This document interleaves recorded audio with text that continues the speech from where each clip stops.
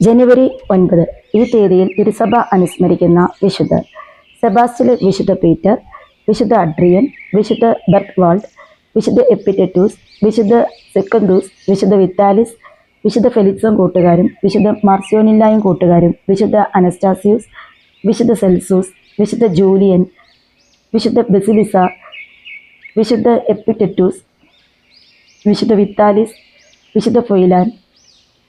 സെബാസ്റ്റ്യനെ വിശുദ്ധ പീറ്റർ. 391 കാലഘട്ടത്തിലാണ് സെബാസ്റ്റ്യനിലെ വിശുദ്ധ പീറ്റർ ജീവിച്ചിരുന്നത്.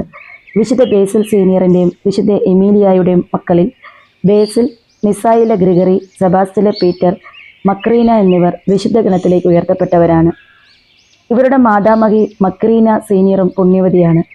ബേസിൽ സീനിയറിൻ്റെ 10 മക്കളിൽ ഇളയവനായിട്ടാണ് പീറ്റർ ജനിച്ചത്. അവൻ ജനിക്കുന്നതിന് മുൻപോ ജനിച്ച ഉടനെയോ പിതാവ് മരണമടഞ്ഞതായിട്ടാണ് പറയപ്പെടുന്നത്. സഹോദരി മക്രീനയാണ് പീറ്ററിനെ വളർത്തിക്കൊണ്ടുവന്നതും ഭക്താഭ്യാസങ്ങൾ പഠിപ്പിച്ചതും.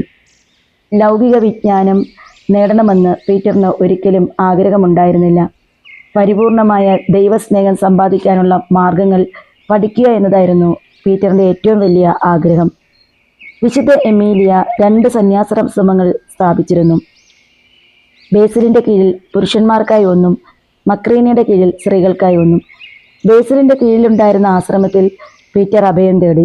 ബേസിൽ അവിടെ നിന്ന് പോകേണ്ടി വന്നപ്പോൾ ശ്രേഷ്ഠസ്ഥാനം പീറ്റർ ഏറ്റെടുക്കേണ്ടി വന്നു. അദ്ദേഹം ആ ജോലി ഭംഗിയായി നിർവഹിക്കുകയും ചെയ്തു. അക്കാലത്താണ് പോന്തൂസിലും കപ്പദോച്യയിലും ഭയങ്കരമായൊരു ക്ഷാമമുണ്ടായത്.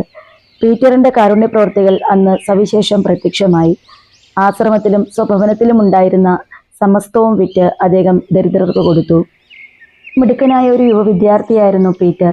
ലിബറൽ കലകൾ പഠിക്കാൻ ചെലവഴിച്ച കുട്ടിക്കാലത്തിന് ശേഷം അദ്ദേഹം തൻ്റെ എല്ലാ ഭൗതിക ശക്തിയും ദൈവശാസ്ത്ര പഠനത്തിലേക്ക് തിരിച്ചിരുന്നു. വിശുദ്ധ ഗ്രന്ഥങ്ങൾ പഠിക്കുന്നതിലും അദ്ദേഹം ശ്രദ്ധ കേന്ദ്രീകരിച്ചിരുന്നു. 370 ബേസിൽ സിസേറിയയിലെ ബിഷപ്പായി നിയമിതനായി. എന്നാൽ താമസിയാതെ തൻ്റെ ഇളയ സഹോദരനായ പീറ്ററിനെ പുരോഹിതനായി നിയമിച്ചു. പത്രോസിനെ നിയമിച്ച ഉടനെ ബേസിൽ അവനെ തൻ്റെ എപ്പിസ്കോപ്പൽ കോടതിയിൽ ഉപദേശകനും വിശ്വസ്തനുമാക്കി.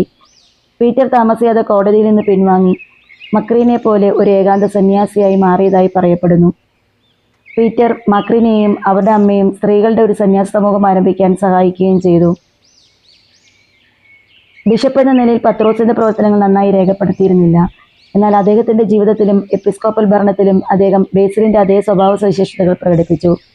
തൻ്റെ സഹോദരന്മാരുമായി ഏറ്റവും അടുത്ത ബന്ധം പുലർത്തിയ അദ്ദേഹം അവരുടെ രചനകൾ ഏറ്റവും താല്പര്യത്തോടെ പിന്തുടർന്നു. അദ്ദേഹത്തിൻ്റെ ഉപദേശപ്രകാരം മിസയിലെ ഗ്രിഗറി തൻ്റെ മഹത്തായ കൃതി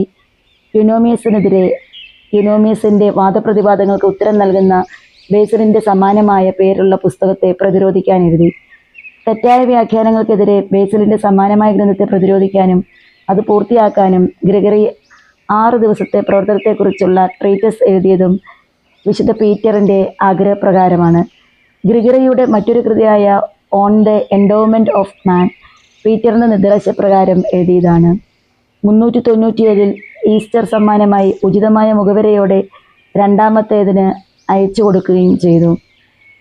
യുനോമിയസിനെതിരെ വിശുദ്ധ പീറ്റർ എഴുതിയതും പീറ്റർ തൻ്റെ സഹോദരന്മാരായ ബേസിൽ, ഗ്രിഗറി എന്നിവരോടൊപ്പം ഏരിയനിസത്തിൻ്റെയും മാസഡോണിയനിസത്തിൻ്റെയും പാഷണ്ഡതകൾക്കെതിരായി പൊതു നിലപാടെടുത്തു. 381 കോൺസ്റ്റന്റാനോപ്പിളിൽ നടന്ന 2ാം എക്യുമെനിക്കൽ കൗൺസിലിൽ അദ്ദേഹം പങ്കെടുക്കുകയും ചെയ്തു. 391 പീറ്റർ നിത്യസമ്മാനത്തിനായി വിളിക്കപ്പെടുകയും താമസിയാതെ ഒരു വിശുദ്ധനായി ആദരിക്കപ്പെടുകയും ചെയ്തു.